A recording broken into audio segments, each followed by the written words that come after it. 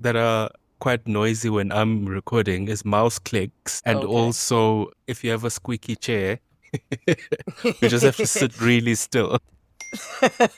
Sorry, I didn't hear the. Hello, and welcome to another episode of Hell to Pay. My name is Sipho. This is Elle. And today we are very, very happy because we have our very, very first guest on the pod, Pontsho Pilane. Pontsho, welcome. Thank you so much. I feel cool already by being the first guest on a podcast I discovered on somebody's Instagram stories, actually. And I've been listening. I think I've listened to all the episodes so far. So, yay. This means a lot. Amazing. And will you tell us a little bit about your background and who you are? And then we'll get into the topic, because the reason why I wanted to get you on for this episode is because you are the perfect person to speak about this topic. Yeah, so I'm a feminist writer, former journalist, even though I believe you can never really stop being a journalist. And I mostly do a lot of communication strategy work at the moment. And how I came to this topic, really around power and faith, as the title of my book goes, is really around, it started when I was in my late teens. I joined an evangelical church where I really experienced a lot of spiritual abuse, and I eventually left the church.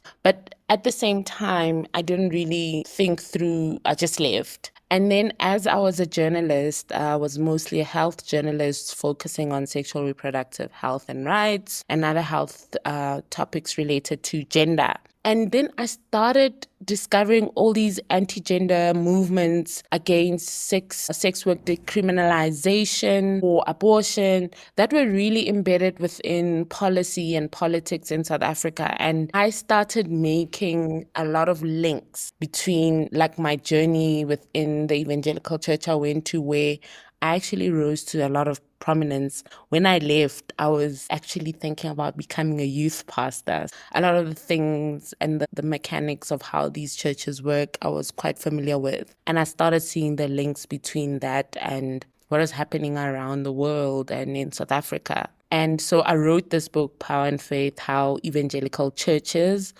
are quietly shaping our democracy. And it's part a memoir, but also an investigation into the more serious kind of stuff that we're seeing manifest with the Trump presidency, with all the anti-LGBT bills in different parts of Africa as well. Yeah. And basically, the topic that we're going to be covering today is the, shall we say, the prosperity gospel movement in South Africa, but specifically looking at one quite notorious figure.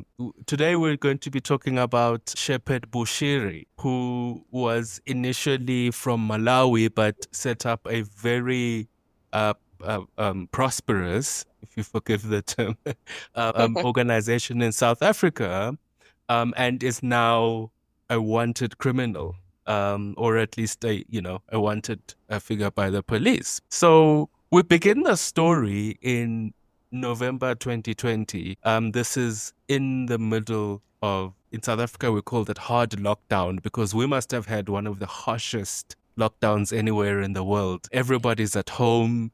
We're all confused and afraid about what's happening around us. And boom, here comes the news that Shepherd Bushiri and his wife, Mary, who were both facing multiple charges of fraud and money laundering, had vanished. And this was particularly shocking because they were both under bail conditions. So they had been arrested and they had appeared in court several times. Their passports had been confiscated and they were supposedly being watched by the police, but somehow these people just disappeared into the night. This causes an enormous scandal. They disappear in South Africa and reappear back home in Malawi. This humiliates everybody in government. I'm talking about the police, I'm talking about correctional services, everybody. This involves the Ministry of Foreign Affairs as well, because of course questions are now being asked towards the government in Malawi about how on earth did this happen, right? And people are thinking that this must have been, they must have bribed people, they must have been let through the border, and so on. So this has an element of almost like a James Bond story at that point. So obviously the Malawian government is very offended and they deny everything The South African government is very angry, and questions are being asked everywhere. And that is where we begin the story, precisely because we're talking about a figure here who is embroiled in numerous political scandals. But before that, he had been quite a powerful figure and had worked really hard to connect himself to political parties in South Africa, especially. Pontsho, I want to throw this to you actually at this point, because I know you've watched this guy and you know about him a little bit, and his connections to even our former president Jacob Zuma, for example. Absolutely. I've had people in my life who actually went to Bushiri's church. I saw a very close friend of mine who eventually our friendship didn't survive her radicalization, especially when I left the evangelical church I was in. But the supporters are quite zealous. And this is why when he escaped, it became so politically charged, right? We saw opposition parties such as the Democratic Alliance really try to press the then Home Affairs Minister, Aaron Motsoaledi, to account even in Parliament, because there was just this idea, and rightfully so, that there was no real answers that were being given about how they actually escaped. And I think till this day, 5 years later, we still don't have a proper account of how the Bushiris were able to flee the country with confiscated passports and what documents did they use to actually leave. But I think when we think about the legacy of Bushiri, I remember when, I think, Sipho, we were both still at the Mail and Guardian and we were preparing for the God edition of that year. So we're looking at maybe 2017-18. We discussed in Diary, quite in depth about Bushiri and how are we going to cover this guy, because that's how big his church was at even already in 2017-18. And a lot of people around our newsroom had their suspicions, and just even though we couldn't locate what the feeling was, but just this uneasiness about his existence, the power that he clearly had, and also these political connections. Because if you can remember, even though Julius Malema would later criticize him, but in 2016, he went to Bushiri's church. And so it's been something to watch, and even outside of the context of him, but I think he stands out as a key figure even before his escape in 2020. Let's unpack a little bit about who this guy is from the beginning, because obviously by the time he runs away from South Africa, he's a multimillionaire. He owns several properties. He flaunts this enormous wealth that he has, and not just wealth, but incredible political connections. But where does he come from, right? So he's born in the early 1980s in Malawi. And from the very beginning, this guy is surrounded by these claims, right, of having some kind of divine, how do you say, like he's from where I'm from, we say he's touched, but, from childhood onwards, there are these ideas that he has a special connection to God. And he starts his church in Malawi, but after the end of apartheid, he moves into South Africa and he starts off in Pretoria, and his church is called the Enlightened Christian Gathering. He understands broadcast media very, very well, and he presents himself and he uses it very, very well. And so, his sermons are on YouTube. There's a very slick production about them. Get this message. I will not be on the pulpit for a long time. The Lord has given me a mandate to do, and has told me the time to start and the time to finish. So I'm using the time of God. Whenever the Lord will say stop here, I'm stopping there. Whether 10 minutes from now or 20 or 30.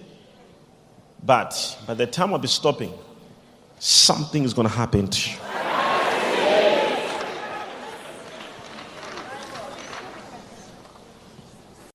And as I say, he is very ostentatious about his wealth, right? And he also has obviously a very smooth manner when he talks. It's quite interesting to listen to when he talks, right?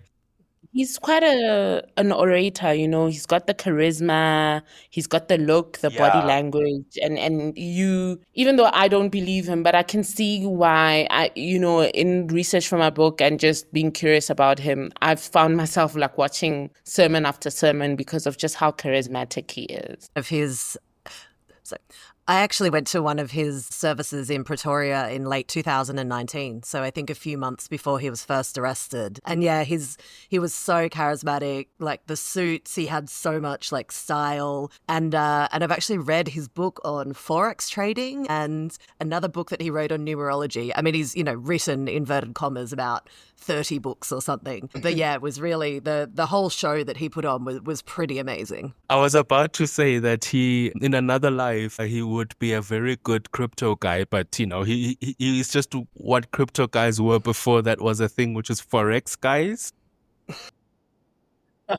But yeah, I bet you he's a crypto guy now. Oh yeah, Sorry, I bet he's a crypto guy now for sure. Here's another topic for you guys in the future, talking about the connections, the pipeline of charismatic churches or believers and Forex and crypto grifters, because I think there's a through line there that no one has explored.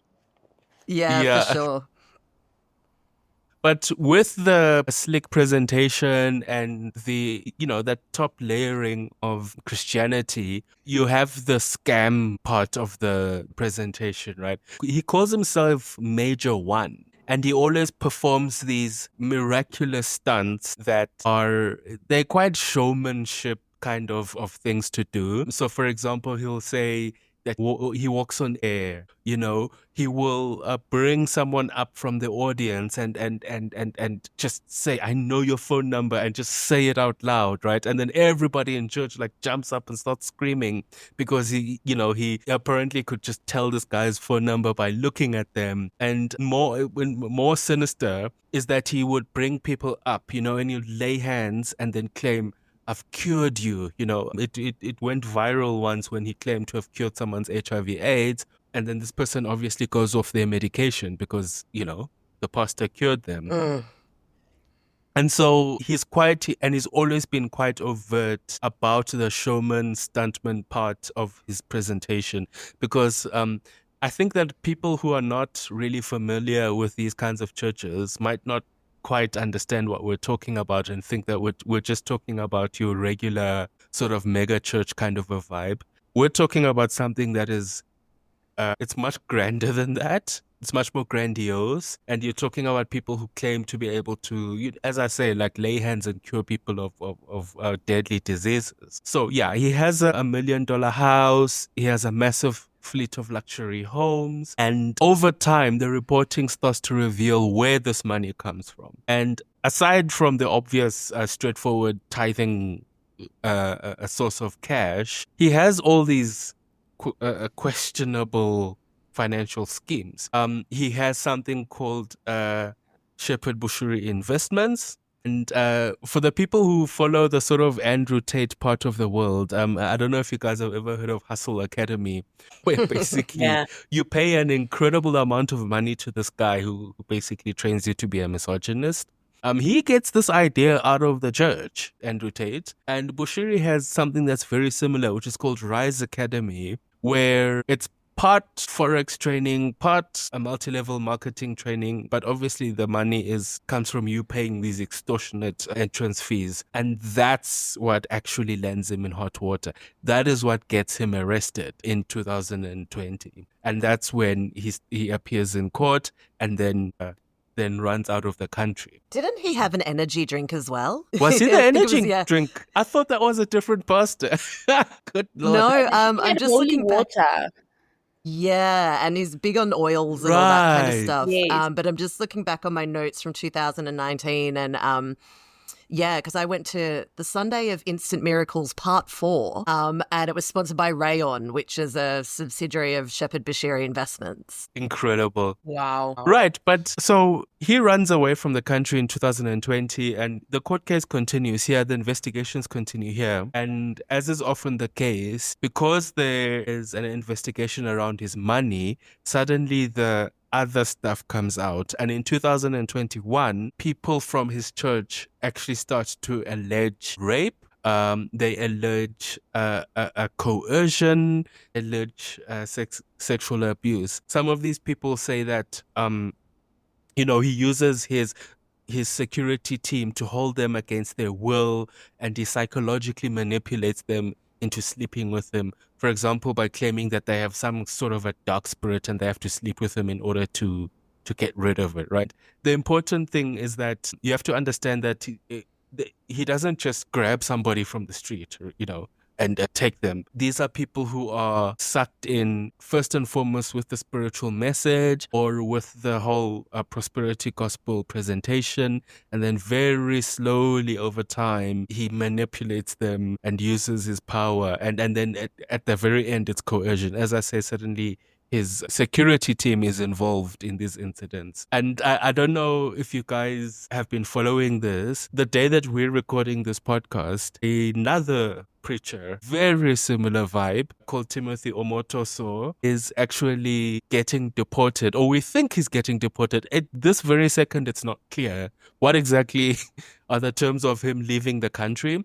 But I as I was writing and preparing for this episode, I saw the news that he was being escorted by the police to the airport, and he has just escaped a major rape case under basically what I just described with Bushiri now. His case, he actually faced the judge, but unfortunately the National Prosecuting Authority did such a terrible job of prosecuting that case that the courts threw it out. Now, Home Affairs in South Africa, which is the Home Office, I guess, were going to try and prosecute him for allegedly being in the country illegally. But apparently the deal now is that he's simply going to get deported. Yeah, because they bungled after they detained him the second time after his acquittal. They had 48 hours to make sure he appears in court, and that didn't happen. So on top of the kind of the state failure to actually prosecute the 7-year-long case for rape and other charges, they then bungled even the claims around his papers, and he was let go. And then that's when they declared him an undesirable person. All right. So basically they declared him an undesirable, and now that's how they've deported him now. Yeah, from my understanding of what's been happening, because it was the biggest case. It was the biggest story today as we're recording that. I think he boarded his flight around 2-3 p.m. So he's probably still in the air and hasn't arrived home. Yeah, and Can I just ask a dumb question? Because South Africa seems to attract so many preachers from all over the continent. Is that just because it's a bigger stage and comparatively more wealth than a lot of neighboring countries? I think it's the wealth more, or the prospect of more wealth.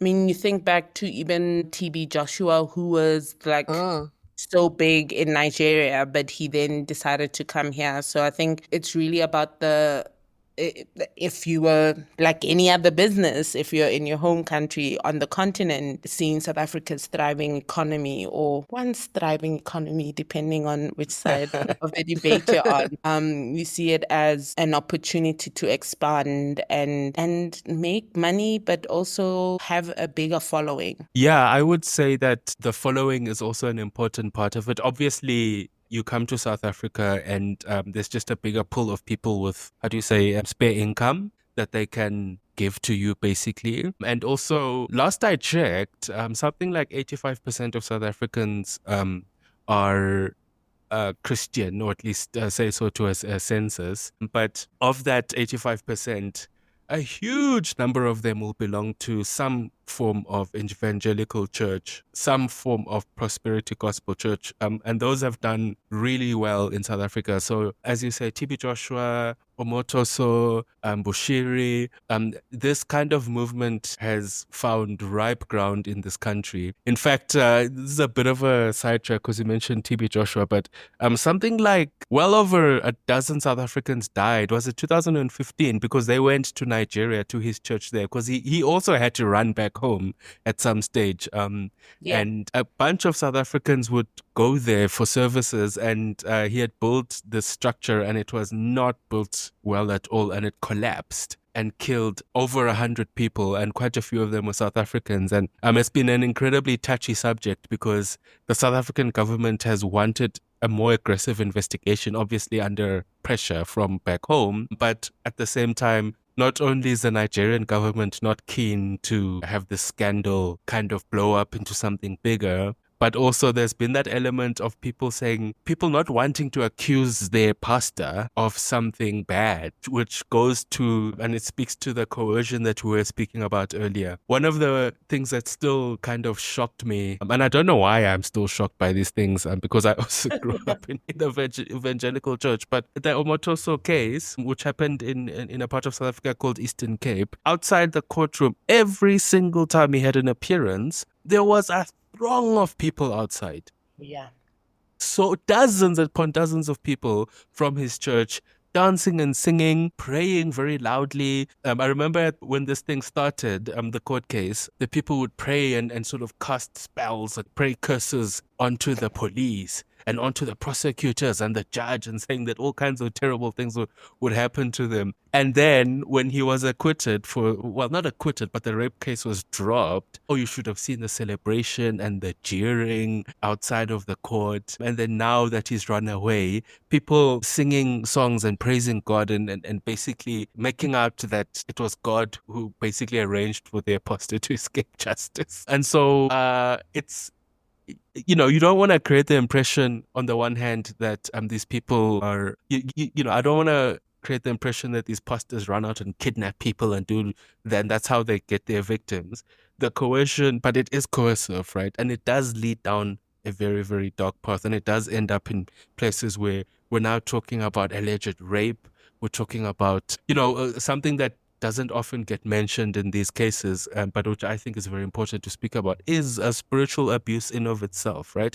So you give people this idea that if they don't hand over all their money, that something really terrible is going to happen to them, and that the pastor has the ability to, it sounds like I'm exaggerating, but literally call down a thunderstorm on you. Like when I was watching the celebrations and even just the defense from back in 2019 when 2018 even, when Omotoso first appeared in court for these rape accusations, it was mostly women, right? And it also it ties in with the fact that churches are predominantly made of women more than anything else, that women are the majority church attendance. And as we're going to even just talk about, this is why also then sexual abuse becomes such a big deal, because they are often the majority of the congregation. Yeah, actually, I think this is a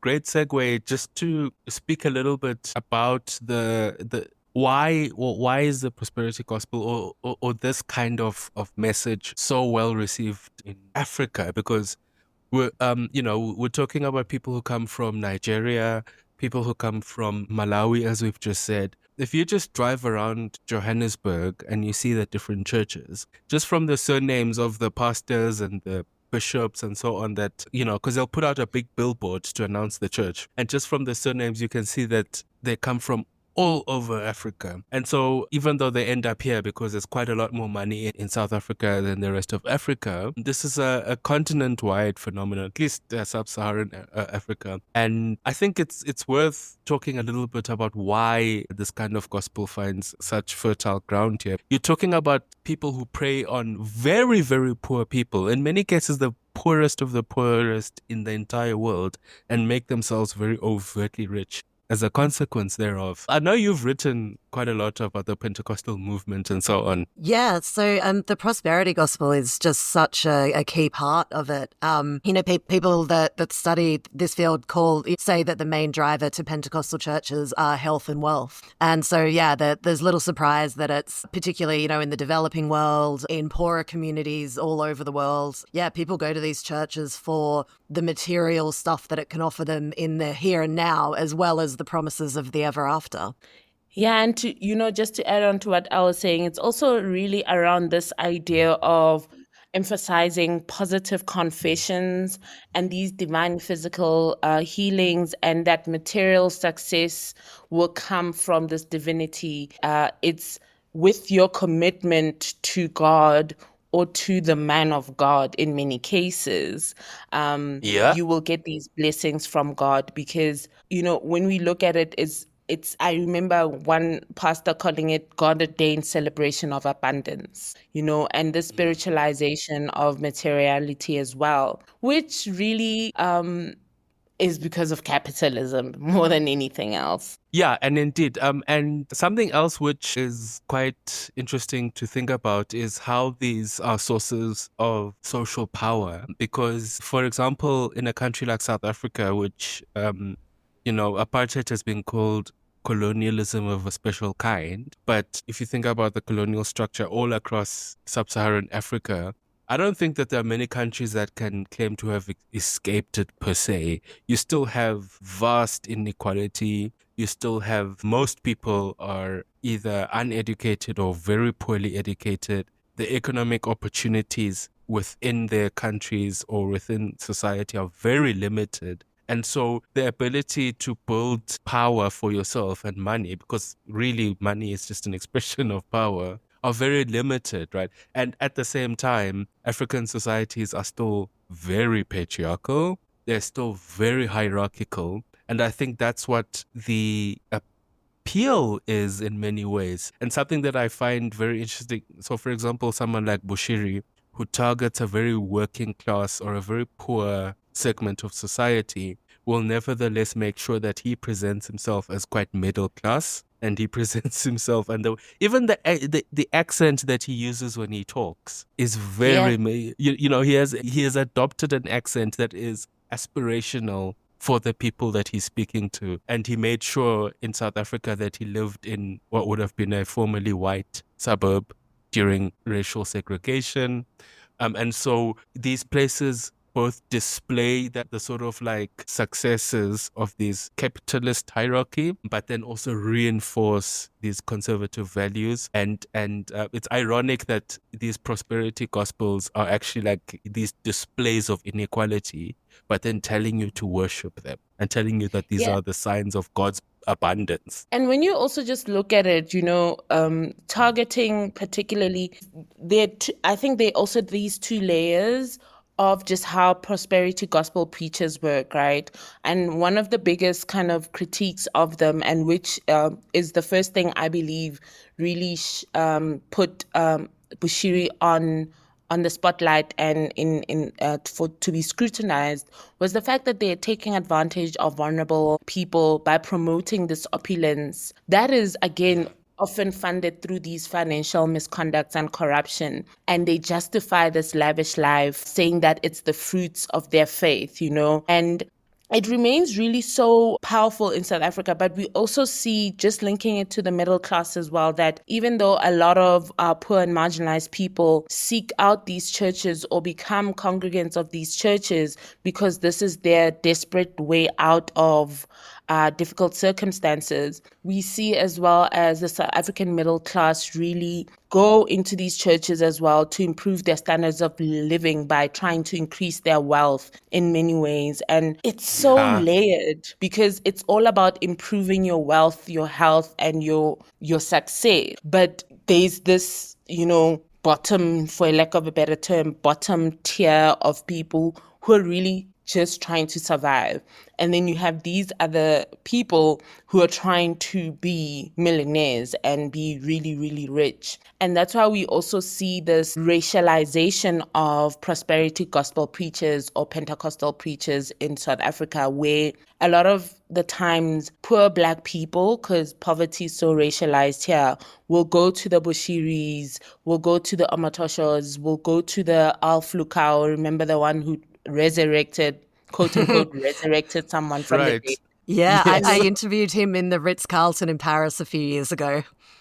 Wow. Incredible. Because I was so obsessed. So yeah, if anyone wants to see, we can actually put some YouTube clips in, I think, in the show notes to supplement this. So Al Flakau famously sort of had a guy pop out of his coffin and said that he'd resurrected him, but it was very comical, and it sort of went viral. And then actually Bushiri, also you mentioned earlier, Sipho, the walking on air thing. There's a fantastic video of him saying in his, grand, beautiful house with the big sweeping staircase that he's walking on air, and it's something like out of the Simpsons kind of joke. Like you can clearly see like these wires pulling him up in the background. Yes, the circus wires, you can see them. Yeah, we'll have to remember to put links in because you really have to see some of this stuff to believe it. But on Pontsho's point as well, I mean, I think something that people always ask me about prosperity gospel is like, well, why are people with clearly less wealth giving money to this guy who's got his flashy suits and his Rolls Royce and everything? And I think it's really just as simple as that these preachers wind up becoming aspirational figures. And it's part of there's obviously like the theology behind it, but I think there's something like sort of more, material out there. It's like people, signing up and giving Elon Musk more money, paying to use his Twitter or X or whatever it's called now. I think there is something that people just, when you aspire to be someone, you really will give everything that you have to them if that's the case. And I think that in the West, the best, or how should I put this? In the West, the people who practice this thing the best, people think about Andrew Tate a lot of the time. The crypto guys, I think, are the best exponents of this thing because it's the same aspirational kind of message, but selling you a multi-level marketing scheme, selling you a pyramid scheme, basically, right? And now everybody knows the term rug pull because it has happened so many times that someone will sell. So first of all, you build the online profile, and in the case of the preacher, he first of all brings the message, right? So he sets up the church, and so on. And then you using exactly the same language, whether it's hype language or as we're saying, it's health and wealth gospel, but building up this image in your head about who you could be. And it's the reason why, so the preacher will buy big cars. I mean, both figures will buy a big car, they'll buy a big house, they will have a trophy wife, they will do all of that kind of thing. But I love how the crypto guys are all clearly on steroids as well. In order to build the physical image as well, which seems to be really important to Gen Z for some reason. And then boom comes the scam, right? And then basically they pull all the money and they leave the poor, desperate people who've just been handing over cash to them destitute. Maybe in Africa, it relies on the Christianity and religion to work, but this scam is all over the world. And it's because people are becoming, especially young people, are becoming more and more desperate. And it's actually really scary sometimes when you hear some of these stories about how much people are willing to hand over. I have two separate acquaintances. One of them lost the equivalent of, I would say, $5,000 in a crypto rug pull. And he bought like an actual shit coin. The whole time I had to, when he was telling me the story, I had to bite my tongue to say, what were you thinking? What about that name of that? I can't even remember what it was coined. It was one of those ridiculous coins, Dogecoin or whatever. The whole time I'm thinking, why would you hand over your money to this person, right? And then the second person told me how much they'd handed over in a Forex/pastor guy, and how much money they'd given to them. And his reasoning was, well, it's not tithing, it's Forex, therefore it's going to come back. I was just quickly looking up, and naturally, Shiri has his own invest with the right crypto trader, and there will be no more scam. No. I can assure you of that. Bushiri coin, what's it called? Wow. I think he's, I don't know, maybe he's just trading and he's just getting I don't know if he's actually got his own coin, but he's somehow I guess you can just clip the ticket or something. But yeah, of course he's into that. Yeah, and so, but back to Bushiri, and for me, because I'm always trying to think what's the take home, what's the takeaway lesson. Something that genuinely frightens me about this guy is an archetype, and so it's not about him per se. He might get extradited back to South Africa and go to jail, and the Justice Department is fighting hard to bring him back, and he's fighting very hard not to come back. There is an extradition treaty between Malawi and South Africa, and so they've now obtained a judgment basically calling him back home, and he's now fighting this court case from Malawi. And his case is not that he hasn't done anything wrong, but just that there's no prospect of justice for him in South Africa, which is an interesting tack to take. He should see if the US will take him in like the 53 white He farmers. should claim to be an Afrikaner. Yeah. Hey, I don't know if you saw Elle, some of the stories, and Pontsho, some of the stories, some of these 49 Afrikaners and the interviews that people have been doing with them about how these guys are basically running away from debt. They're running away from collapsed companies. It's incredible. Bushiri And might... how none of them are If you can- actually farmers. No, there's not a single farmer, as we've been saying. As we have been saying all along, none of these people are farmers. But Pontsho, I don't know if you might have heard in my episode when I spoke about Elon Musk, where I said that most Afrikaners live in the suburbs and have email jobs, basically. Yes.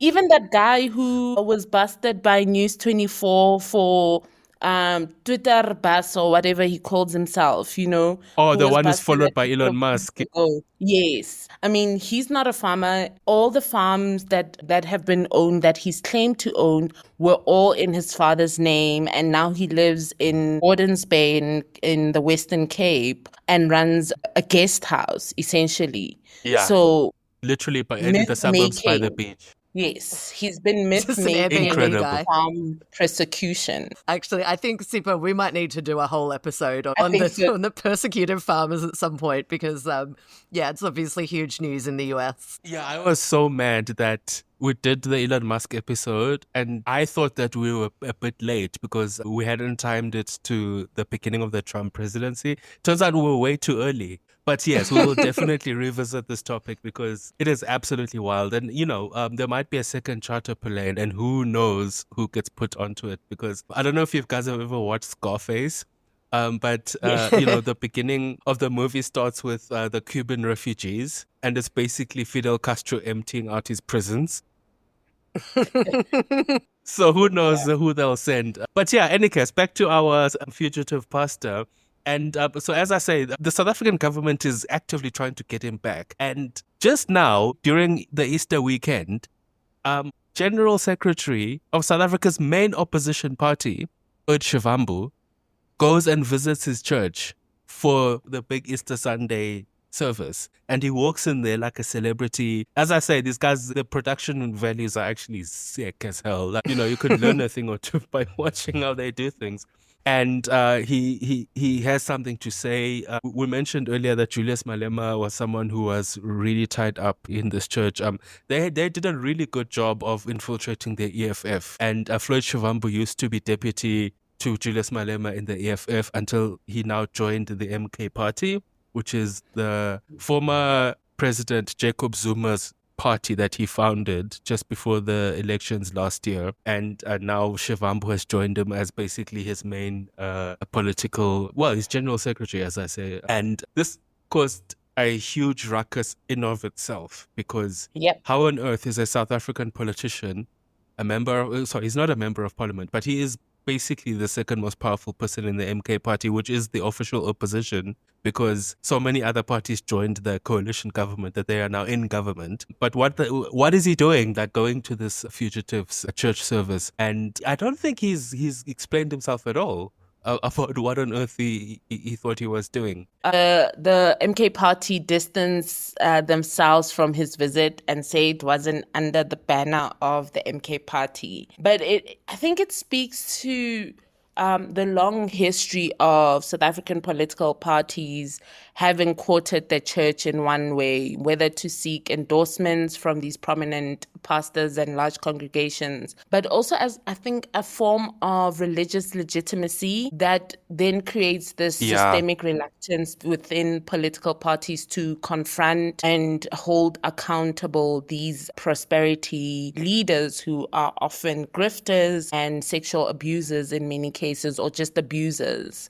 And yeah, Floyd, I was actually quite shocked, especially because, again, historically contextualizing Bushiri, a member of parliament and EFF, prominent member of parliament and EFF member Naledi Chirwa, who was also in Bushiri's church. A couple of years ago, when it seems there was some kind of internal dispute, or she was not in Julius's Malema's good books, and a clip of her receiving blessings and calling Bushiri Papa came out, and Julius Malema was so angry about it. And considering that his visit was all the way in 2016, I thought it was so interesting to then see this courtship or this endorsement of Bushiri from Floyd. And I was just wondering, even if it's connected to just a further rejection or distancing, political distancing, or a political jab towards Malema, who has now become kind of like anti-Bushiri in some way or that. That's a really good point, actually. I hadn't thought of it that way, but it might have been a way to actually stick the middle finger at Malema. Elle, I don't know if you followed this, when basically there was a split in the EFF and Shivambu left to another party, and then other people simply just left. One guy now has a slot on a big radio station here in Johannesburg, but everyone left, and then they're all flinging mud at Malema. He's flinging mud back at them. He had a press conference where he was effectively on the verge of tears, like talking about all the people who betrayed him. It was very, very odd. So it may have been a way of further distancing themselves from Malema. Something else that we're speaking about how these pastors look for legitimacy with politicians, and I think also kind of look for a way to bolster themselves, because they know what they're doing, right? Especially with the financial scams. So basically buying political favors so that they can cash that in down the line when they need to. I think that there's a strong case to argue that it also works the other way around, where the politician gets legitimacy from the pastors. Because we've seen so many instances of and by the way, this is both legitimate and illegitimate, right? So right now we're talking about this very dodgy guy. But for example, the president of South Africa, Cyril Ramaphosa, for the same Easter weekend that we're discussing, went to one of the biggest churches in South Africa called the Zionist Christian Church. By the way, nothing to do with Israel whatsoever. This is a different understanding of Zionism. Just make that very clear. But he went there and he met the bishop. And he made, and I think it's his third year in a row that he's done this. And he makes sure to go because it's an incredible source of legitimacy to have. I'm drawing a blank now. What's the bishop's name?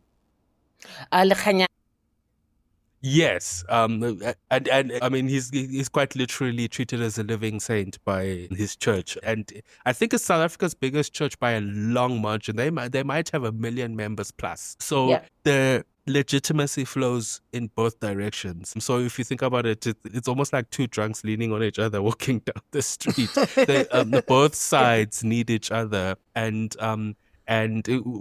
what makes it very weird is that the politicians who are elected in South Africa to uphold the constitution often have to back incredibly progressive values as a result. So as we're saying, you have a lot of patriarchal messages flowing out of these churches, sometimes outright misogyny flowing out of these churches, and then the politicians who shake hands with these guys have to then go to parliament and defend non-sexism as a value, which it raises an eyebrow, to say the least. But that was the life and times of the fugitive pastor of Malawi / South Africa. I guess we can come back to the story when he's brought back to South Africa and we actually have the court case, because I think that we will both see people come forward with incredible stories of how they've been robbed how they've been abused, but also you'll see a lot of support for him. You will see his fans go wild, basically, if the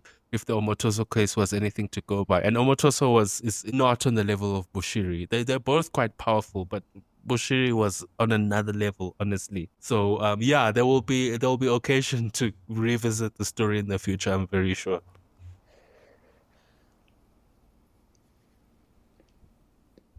All right, that's it for today's episode of Hell to Pay. Thank you very much to our guest, Pontsho.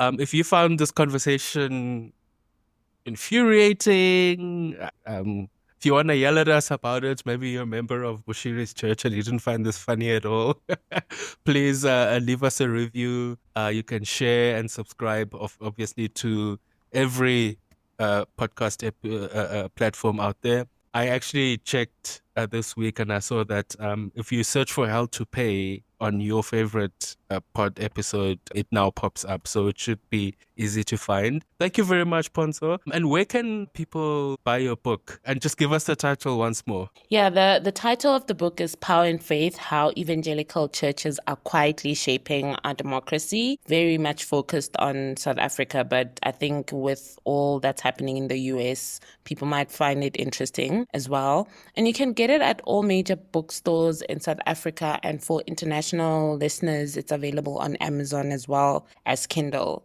So yeah, that's where you can read my book. And on the publisher's website, where you're going to link in the show notes, you can read an extract to see if this is something that you actually want to read. And thanks again for being our very first guest. Woohoo! And we hope you can come back again, because we are learning so much about the craziness that is South Africa, and there's always so much to discuss. So I'm sure we'll have you on again one time soon. Yes, definitely. All right, awesome.